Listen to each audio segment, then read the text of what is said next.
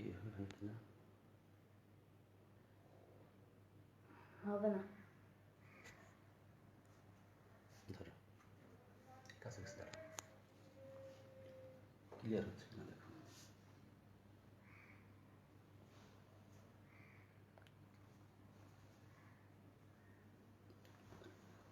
আমাকে লেখা কাছ থেকে করে দাঁড়াই।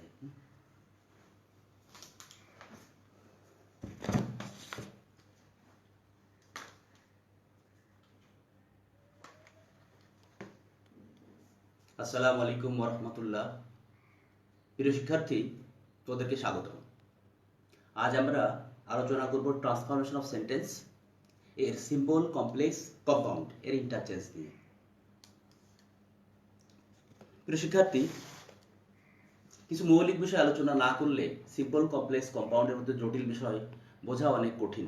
আমি বিশ্বাস করি তোমাদের কিছু মৌলিক জ্ঞান রয়েছে। তারপরও যখন আমরা ক্লাস নিই তখন দেখি যে তোমরা অনেকেই সামান্য সহজ সরল বিষয়গুলো তোমরা জানো না এবং তোমাদের পারা থাকে না।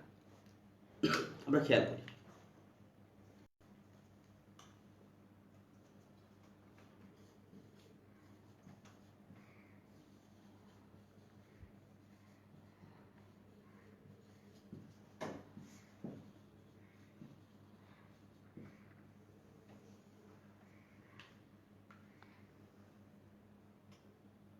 কমেন্ট কমেন্ট আসছে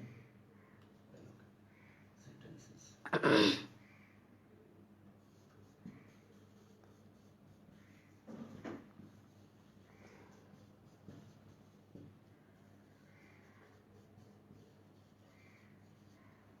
প্রিয় শিক্ষার্থী, সিম্পল, কমপ্লেক্স, কম্পাউন্ড আলোচনা করার আগে আমরা ভার্ব, কনজাংশন এবং ক্লজ সম্পর্কে সামান্য আলোচনা করে নিই। এটা তোমাদের জন্য কাজে লাগবে।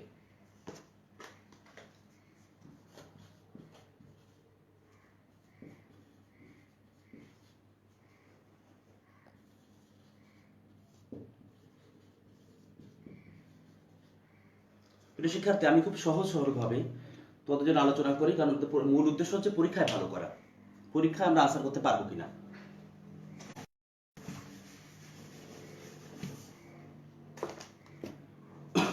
শুরুতে আমরা একটু ভার্ব সম্পর্কে আলোচনা করি, সামান্য আলোচনা। ভার্ব অর্থ ক্রিয়া। আমরা আজকে দুই ধরনের ভার্ব নিয়ে আলোচনা করব, ফাইনাইট এবং নন ফাইনাইট, এবং সামান্য আলোচনা।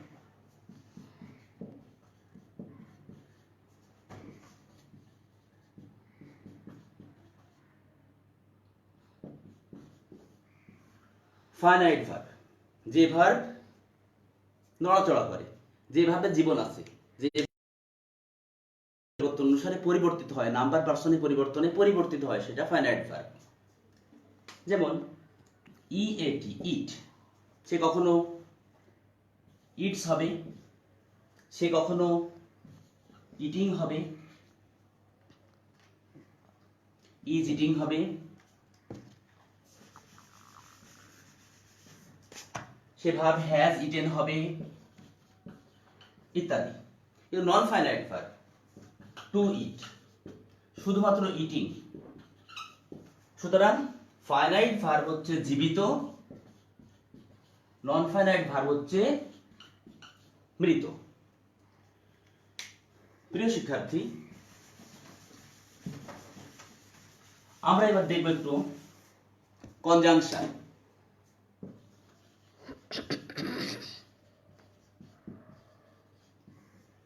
কনজাংশন অর্থ হলো সংযোজক অব্যয়।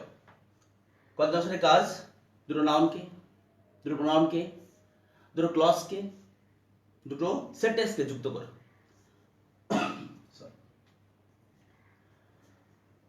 কনজাংশন সাধারণত আমরা এন্ড, অর, বাট,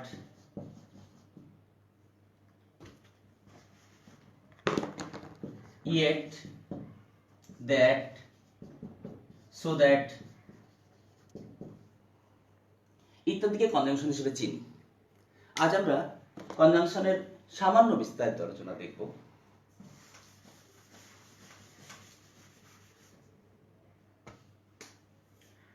শিক্ষার্থী বন্ধুরা, কনজাংশন এর প্রকারভেদ নিয়ে বিতর্ক রয়েছে। দুই প্রকার অথবা তিন প্রকার। আমরা তিন প্রকার কনজাংশন নিয়ে আলোচনা করি। প্রথমে subordinate conjunction.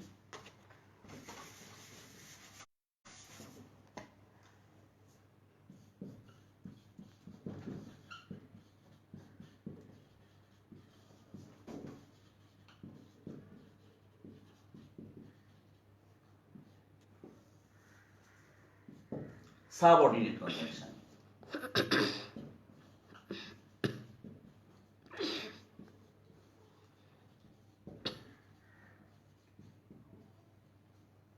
subordinate conjunction,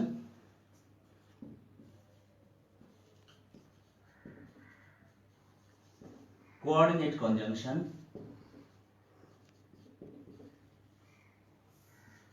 correlative,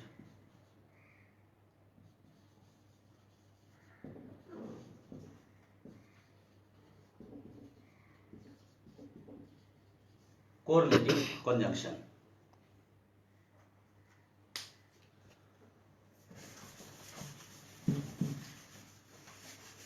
প্রিয় শিক্ষার্থী, সাবঅর্ডিনেট কনজাংশন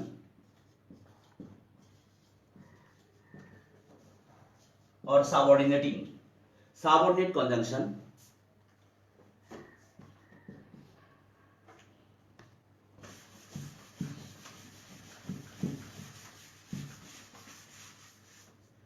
তাদেরকে আমরা পাবো কমপ্লেক্স সেন্টেন্সে। সাবঅর্ডিনেট কনজাংশন কোথায় থাকে? কমপ্লেক্স সেন্টেন্সে। সাবঅর্ডিনেট কনজাংশন পাওয়া যাবে কমপ্লেক্স সেন্টেন্সে। সাবঅর্ডিনেট কনজাংশন দিয়ে সাবঅর্ডিনেট ক্লজ শুরু হবে।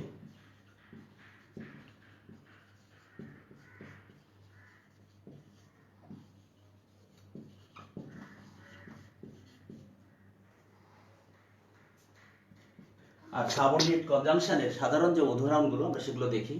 আমরা ডাব্লিউএস ওয়ার্ডের কিছু রিলেটিভ প্রোনাউনের পাশাপাশি আমরা সাবঅর্ডিনেট কনজাংশন হিসেবে পাবো।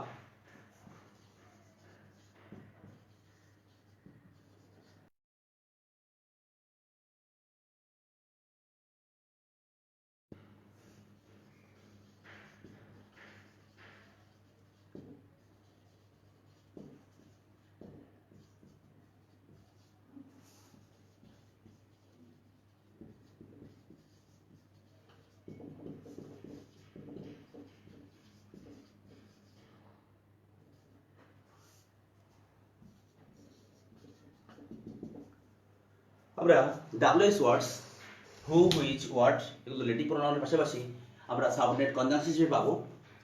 What, when, where, whom, why, whose, why, how, while, because, so that, as, since, because ইত্যাদি এগুলোকে আমরা সাবঅর্ডিনেট কনজাংশন হিসেবে পাবো। সুতরাং সাবঅর্ডিনেট কনজাংশন দিয়ে সাবঅর্ডিনেট কনজাংশন খুঁজে পাবো আমরা কমপ্লেক্স সেন্টেন্সে। সাবঅর্ডিনেট কনজাংশন দিয়ে শুরু হবে সাবঅর্ডিনেট ক্লজ। এটা আলোচনা করা হয়নি, এটা আলোচনা করা হবে। সাবঅর্ডিনেট ক্লজ কনজাংশন গুলো আমরা দেখলাম, এই ডাব্লিউএস ওয়ার্ডস গুলো, এবং এর বাইরে as, since, because, so that, if ইত্যাদি। প্রিয় শিক্ষার্থী, এবার আমরা একটা ধারণা নেব কোঅর্ডিনেট ক্লজ সম্পর্কে।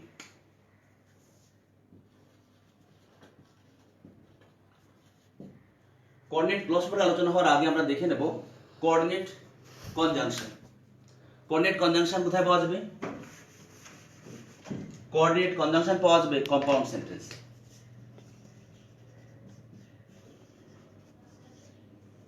কোঅর্ডিনেট কনজাংশন দিয়ে কোঅর্ডিনেট ক্লজ শুরু হবে। কোঅর্ডিনেট কনজাংশনের সাধারণ উদাহরণ হলো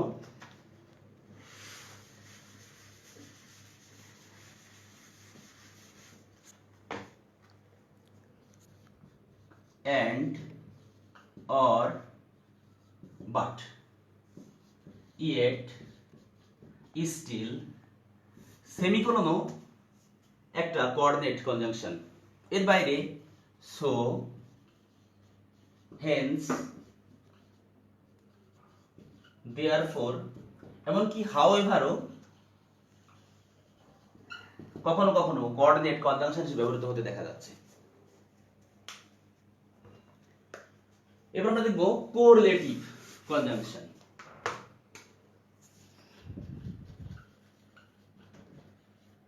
কোরিলেটিভ কনজাংশন গুলো তার বিশেষ বৈশিষ্ট্য নেই, কারণ কখনো সিম্পল, কমপ্লেক্স, কম্পাউন্ড বিভিন্ন জায়গায় তাদেরকে বসতে দেখা যায়। কোরিলেটিভ কনজাংশন গুলোকে আমরা মনে রাখবো জোড়া জোড়া কনজাংশন গুলো।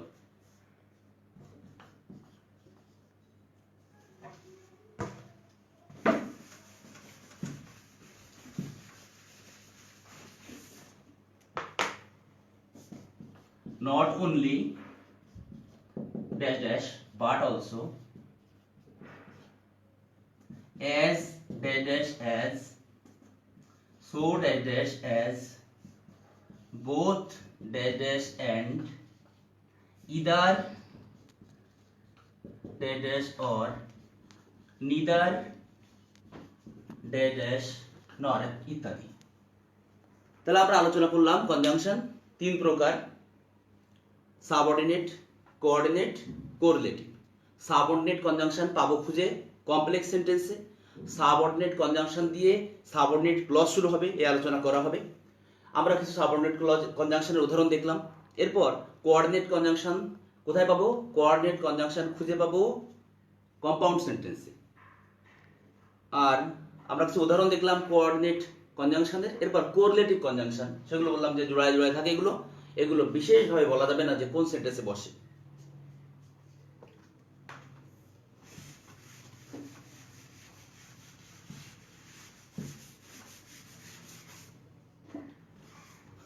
প্রিয় শিক্ষার্থী, আমরা ক্লজ নিয়ে সামান্য আলোচনা করব।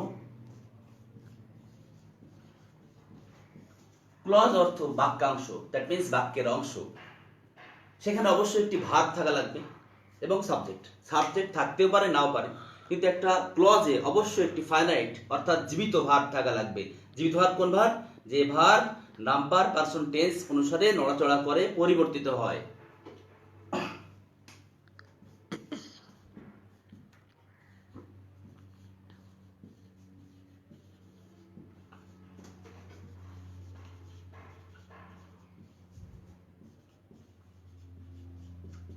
প্রিয় শিক্ষার্থী, আমরা একটা সেন্টেন্স দেখলাম, Rita was a girl who was honest. এখানে আমরা পেলাম একটা সাবঅর্ডিনেট কনজাংশন। সুতরাং সাবঅর্ডিনেট কনজাংশন দিয়ে কার পথ চলা শুরু হলো? সাবঅর্ডিনেট ক্লজের পথ চলা শুরু হলো। কি পেলাম? একটা ভার্ব পেলাম, হু was honest. Who was honest, আমরা একটা বাক্যাংশ পেলাম। একই সাথে রিতা ওয়াজ আ গার্ল, রিতা ছিল একটা মেয়ে। এখানে আমরা আরেকটা বাক্যাংশ পেলাম। আমরা বাক্যাংশ আলাদা করবো কিভাবে? যখনই নতুন একটা কনজাংশন আসলো, তখনই বুঝলাম যে আমার একটা ক্লজের পার্ট শেষ। রিতা ওয়াজ আ গার্ল এন্ড দেন হু। যখনই হু আসলো, তখনই বুঝলাম যে কনজাংশন চলে এসেছে, সুতরাং ক্লজের পার্ট শেষ। কারণ এখানে একটা ভার্ব আমরা পেয়েছি। কোনো ভার্ব ছাড়া ক্লজ হতে পারবে না। ভার্ব মিন্স ফাইনাইট ভার্ব, মানে হলো জীবিত ভার্ব। প্রিয় শিক্ষার্থী, ক্লজ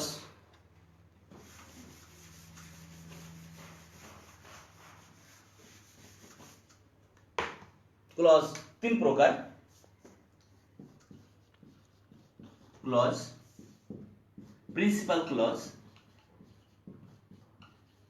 বা মেইন ক্লজ বা ইন্ডিপেন্ডেন্ট ক্লজ।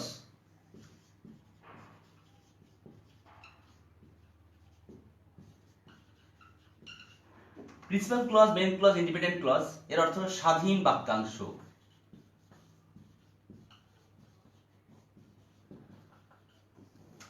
এই বাক্যাংশ অর্থ প্রকাশ করার জন্য কারো উপর নির্ভরশীল হয় না। সাবঅর্ডিনেট ক্লজ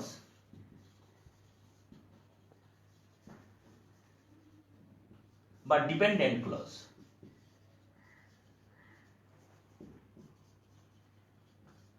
ডিপেন্ডেন্ট, সাবঅর্ডিনেট, অধীনস্থ বা নির্ভরশীল বাক্যাংশ। নির্ভরশীল বাক্যাংশ, এই বাক্যাংশ অর্থ প্রকাশ করার জন্য প্রিন্সিপাল ক্লজের উপর নির্ভরশীল হয়। আমরা উদাহরণে দেখব। এরপর নাম্বার 3, কোঅর্ডিনেট ক্লজ।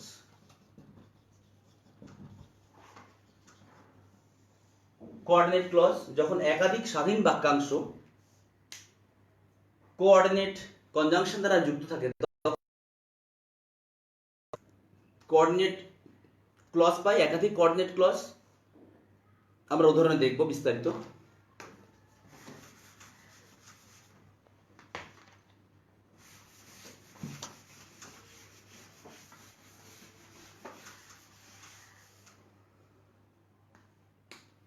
প্রিয় শিক্ষার্থী, আমরা খেয়াল করি, I saw a man who was playing football.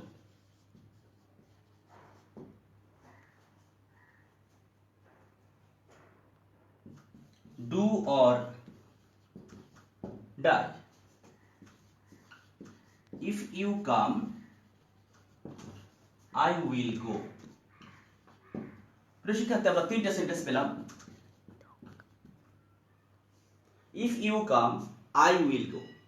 এখানে খেয়াল করো, ইফ একটি সাবঅর্ডিনেট কনজাংশন, সুতরাং ইফ দিয়ে এই সাবঅর্ডিনেট ক্লজের পথ চলা শুরু হলো। ইফ ইউ কাম, যার পর নতুন একটা সাবজেক্ট পেলাম। আমরা জানি একটা ক্লজে একটি সাবজেক্ট থাকবে, একটি ফাইনাইট ভার্ব থাকবে। সাবজেক্ট উজ্জ্বল থাকতে পারে, কিন্তু ফাইনাইট ভার্ব, দ্যাট মিন্স জীবিত ভার্ব থাকতেই হবে।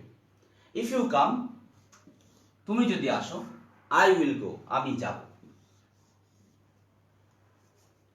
প্রিয় শিক্ষার্থী, আই উইল গো, আমি যাব, আমি যাব, এখানে এই বাক্যাংশটি অর্থ প্রকাশ করার জন্য কোনোভাবেই এর উপর নির্ভরশীল নয়, স্বাধীন। সুতরাং এইটা হচ্ছে মেইন ক্লজ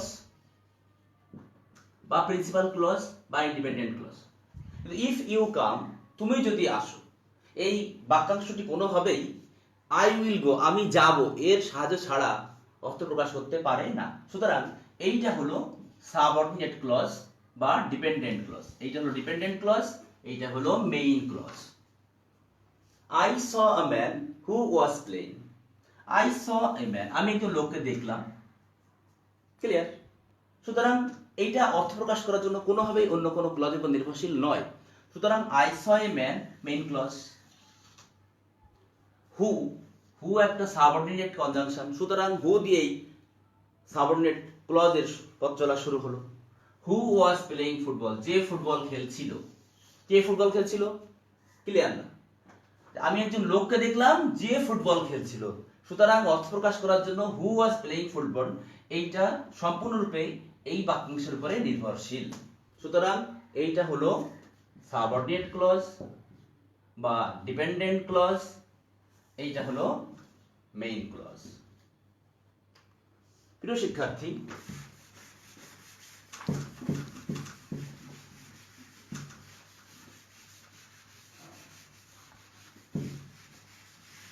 আমরা তৃতীয় উদাহরণটা দেখছিলাম, ডু অর ডাই।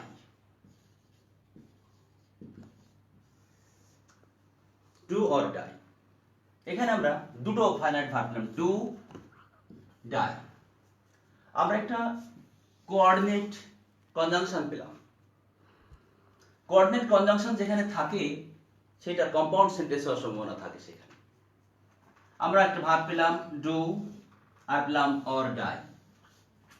ক্লজের আলোচনায় বলছি, একটা ফাইনাইট ভার্ব থাকতেই হবে, সাবজেক্ট থাকতেও পারে অথবা উজ্জ্বল থাকতে পারে। এখানে ইউ উজ্জ্বল আছে, আর এখানেও ইউ উজ্জ্বল আছে। সুতরাং ডু একটা বাক্যাংশ ক্লজ, অর ডাই আরেকটা। ডু এখানে একটা কোঅর্ডিনেট ক্লজ, অর ডাই আরেকটা কোঅর্ডিনেট ক্লজ। একাধিক স্বাধীন বাক্যাংশ যদি কোঅর্ডিনেট কনজাংশন দ্বারা যুক্ত থাকে, তবে সেখানে একাধিক কোঅর্ডিনেট ক্লজের জন্ম হয়।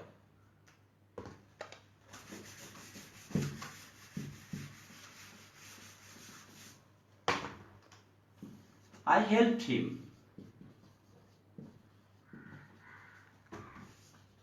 and he thanked me. I helped him, আমি তাকে সাহায্য করলাম, and he thanked me।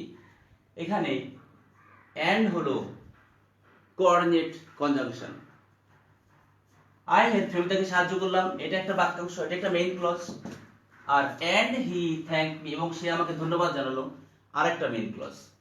যখন একাধিক মেইন ক্লজ কোনো কোঅর্ডিনেট কনজাংশন দ্বারা যুক্ত থাকে তখন একাধিক কোঅর্ডিনেট ক্লজের জন্ম হয়। সেই অর্থে আই হেল্পড হিম এটা একটা কোঅর্ডিনেট ক্লজ এবং অ্যান্ড হি থ্যাঙ্কড মি এটা আরেকটা কোঅর্ডিনেট ক্লজ। প্রিয় শিক্ষার্থী, সিম্পল কমপ্লেক্স কম্পাউন্ড এর যে ইন্টারচেঞ্জ এটা অন্য কোনো গ্রামার থেকে কম্পারেটিভলি একটু হলেও কঠিন। একটি সেন্টেন্সকে চেঞ্জ করার আগে যদি সেন্টেন্সটা আমি চিনতেই না পারলাম তাহলে চেঞ্জ করার কোনো সুযোগ নেই, সেটা অবশ্যই ভুল হবে।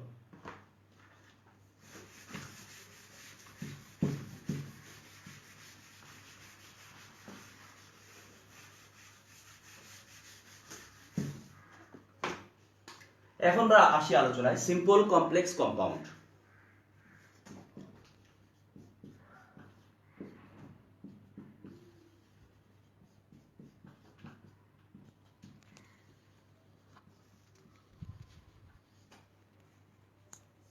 প্রিয় শিক্ষার্থী, সেন্টেন্স গঠন অনুসারে তিন প্রকার: সিম্পল, কমপ্লেক্স, কম্পাউন্ড। সিম্পল সরল,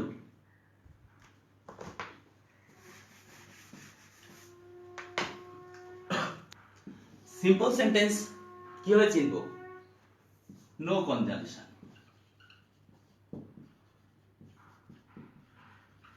কনজাংশন থাকবে না, একটি মাত্র subject,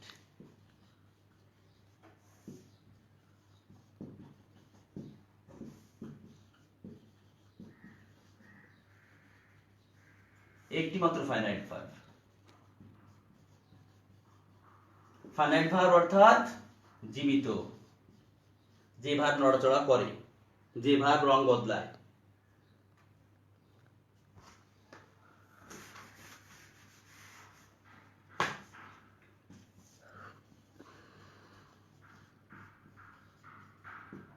The weather is comparatively good today. আবহাওয়া আজ তুলনামূলকভাবে ভালো। The weather subject is finite verb, অবশিষ্ট অংশ, আর কোনো ভার্ব নেই, কোনো কনজাংশন নেই, সাবজেক্ট নেই। সিম্পল সেন্টেন্স, একটি সাবজেক্ট, একটি ফাইনাইট ভার্ব।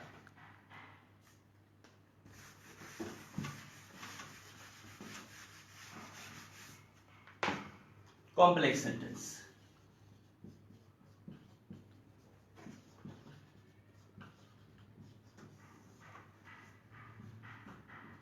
একাধিক সাবজেক্ট থাকতে পারে,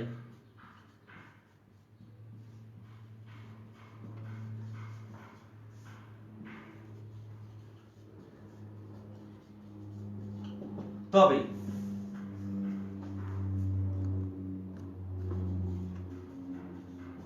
দুইটি ফাইনাইট ভার্ব থাকবে।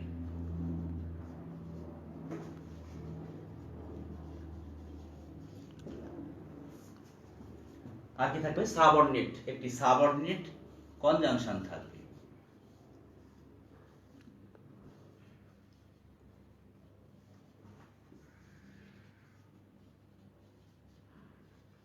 একটি সাবঅর্ডিনেট কনজাংশন থাকবে।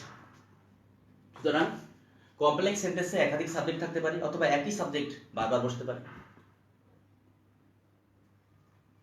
দুটি ফাইনাইট ভার্ব থাকবে, একটি সাবঅর্ডিনেট কনজাংশন থাকবে।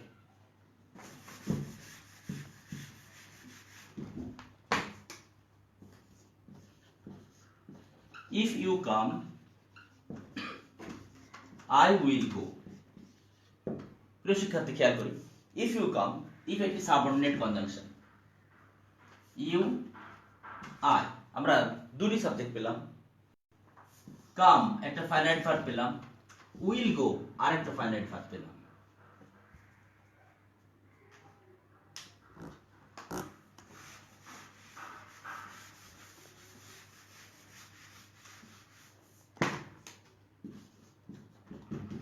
It is a pen which is red.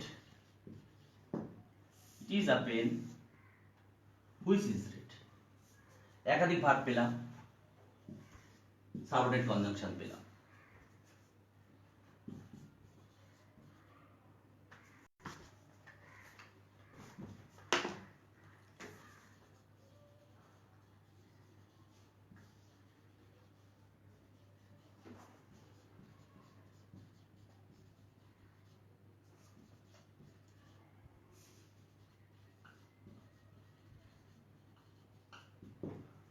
The man who came here yesterday was my brother. যে ব্যক্তি গতকাল এখানে এসেছিল সে আমার ভাই। হু সাবঅর্ডিনেট কনজাংশন, হু থেকে শুরু হলো সাবঅর্ডিনেট ক্লজের পথ চলা। হু কেম হেয়ার ইয়েস্টারডে, আমরা আরেকটি ভার্ব পেলাম। Who came here yesterday subordinate clause, the man was my brother. The man was my brother main clause. Who came here yesterday subordinate clause. আমরা complex সেন্টেন্সের বৈশিষ্ট্য জেনেছিলাম, সেখানে একাধিক সাবজেক্ট থাকতেও পারে কিন্তু একাধিক ভার্ব থাকবে। আমরা পেলাম ওয়াজ, আমরা পেলাম কেম, আমরা হু এই সাবঅর্ডিনেট কনজাংশনকে পেলাম। এবার আমরা দেখব একটা কম্পাউন্ড সেন্টেন্সের উদাহরণ।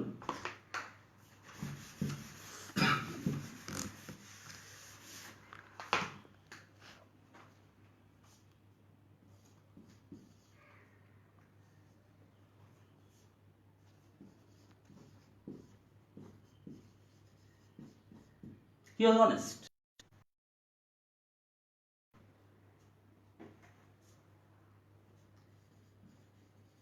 None liked him. সে ছিল সৎ কিন্তু কেউ তাকে পছন্দ করত না।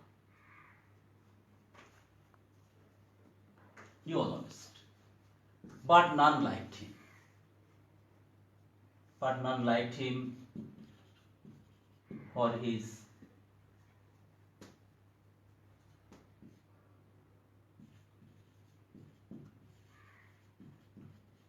truthfulness, আর সত্যবাদিতার কারণে তাকে পছন্দ করতো না। অথবা none liked him for his straightforwardness. However, he was honest, but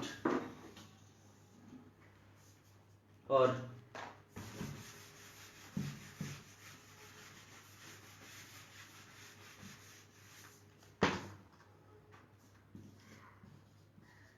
once I ordered her smiles is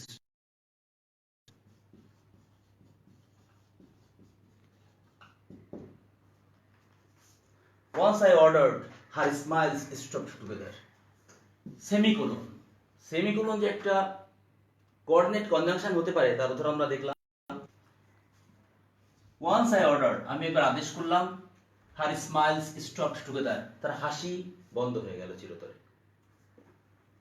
He was honest, but none liked him. But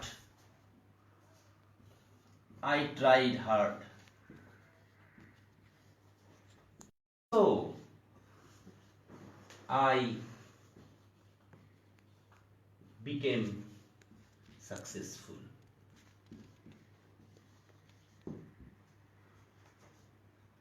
I tried hard and so I became successful.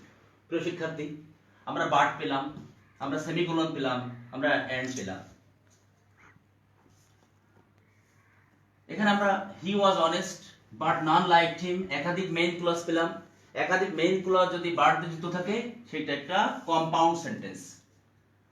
সুতরাং he was honest but none liked him for his honesty, for his truthfulness, for his straightforwardness, এটা একটা compound সেন্টেন্সের উদাহরণ। ঠিক তেমনি once I ordered semicolon her smiles stopped together, তার হাসি চিরতরে বন্ধ হয়ে গেল।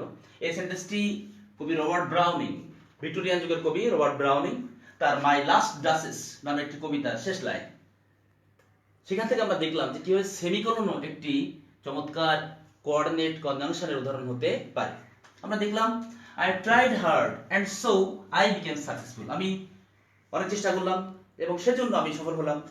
I tried hard একটা main clause, I became successful আরেকটা মেইন ক্লজ। একাধিক মেইন ক্লজ যদি সাবঅর্ডিনেট কনজাংশন দ্বারা যুক্ত থাকে তাহলে সেখানে কম্পাউন্ড সেন্টেন্সের জন্ম হয়। আমরা দেখার চেষ্টা করলাম এবং চেনার চেষ্টা করলাম সিম্পল, কমপ্লেক্স এবং কম্পাউন্ড। কারণ সিম্পল থেকে কমপ্লেক্স, কমপ্লেক্স থেকে কম্পাউন্ড, কম্পাউন্ড থেকে কমপ্লেক্স এবং এভাবে যদি ফিরে আসি আবার, এগুলো কোনো কিছুই সম্ভব না যদি আমি সেন্টেন্স চিনতে না পারি। সহজে বলি, সিম্পল সেন্টেন্সে একটা সাবজেক্ট, একটা ফাইনাইট ভার্ব। ফাইনাইট ভার্ব অর্থ যে ভার্ব নড়াচড়া করে, যে ভার্ব টেন্সের নিয়ম মেনে চলে।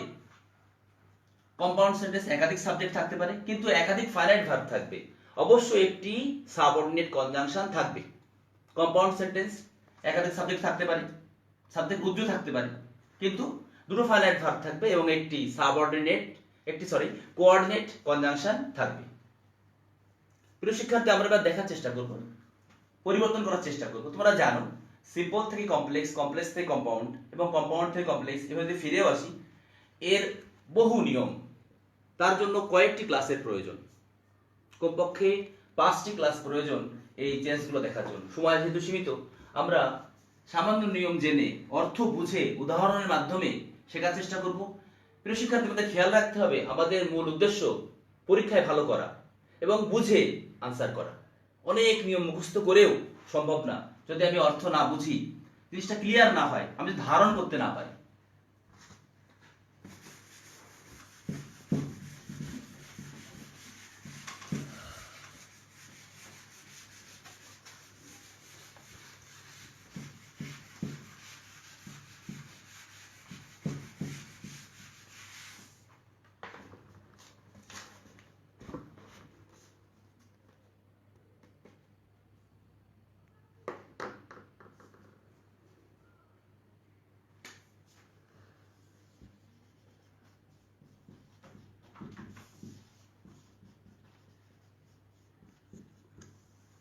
আমরা এখন দেখব কমপ্লেক্স থেকে simple.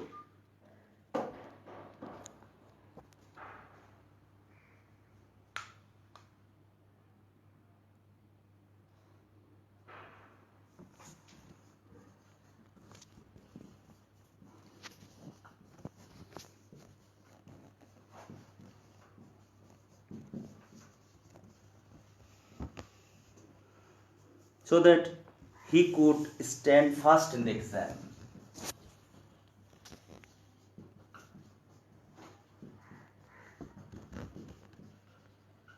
The boy worked hard so that he could stand first in the exam. প্রিয় শিক্ষার্থী, so that একটি সাবঅর্ডিনেট কনজাংশন, সুতরাং এইটা একটা কমপ্লেক্স সেন্টেন্স হওয়ার সম্ভাবনা রয়েছে। আমরা আরো খেয়াল করি, দা বয় সাবজেক্ট, হি সাবজেক্ট, একাধিক সাবজেক্ট, ওয়ার্কড ভার্ব,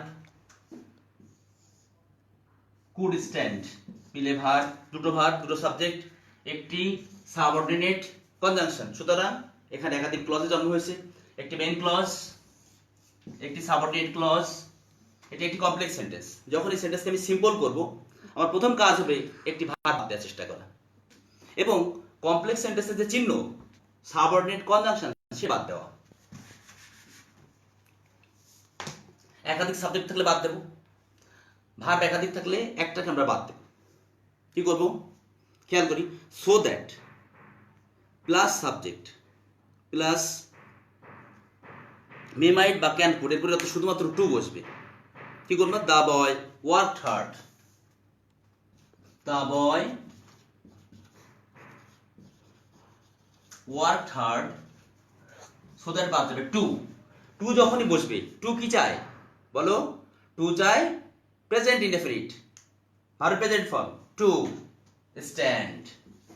তাহলে কি হলো, কুড বাদ গেল, সো দ্যাট বাদ গেল, সাবজেক্ট বাদ গেল। The boy worked hard to stand first in the exam. প্রিয় শিক্ষার্থী, খেয়াল রাখতে হবে যখন আমরা চেঞ্জ করব, কমপ্লেক্সে সিম্পল বানাবো, সবসময় পরিবর্তনটা আসবে সাবঅর্ডিনেট ক্লজ অংশ থেকে, মেইন ক্লজটা ইনট্যাক্ট থাকবে। প্রিয় শিক্ষার্থী, ইনশাআল্লাহ পরের ক্লাসে আমরা এই সিম্পল থেকে কমপ্লেক্স, কমপ্লেক্স থেকে কম্পাউন্ড সম্পূর্ণ আলোচনাটা আমরা সংক্ষেপে দেখার চেষ্টা করব। আমি বিশ্বাস করি তোমরা ভালো আছো, তোমরা বাসায় থাকো, পড়াশোনা করো, আমাদের ক্লাসে অংশ নাও এবং শেখার চেষ্টা করো। আমরা যেন শিক্ষা থেকে দূরে সরে না যাই। আমরা সবাই সবার জন্য দোয়া করি, আল্লাহ আমাদেরকে হেফাজত করুন, আমিন। আসসালামু আলাইকুম ওয়া রাহমাতুল্লাহি ওয়া বারাকাতুহু।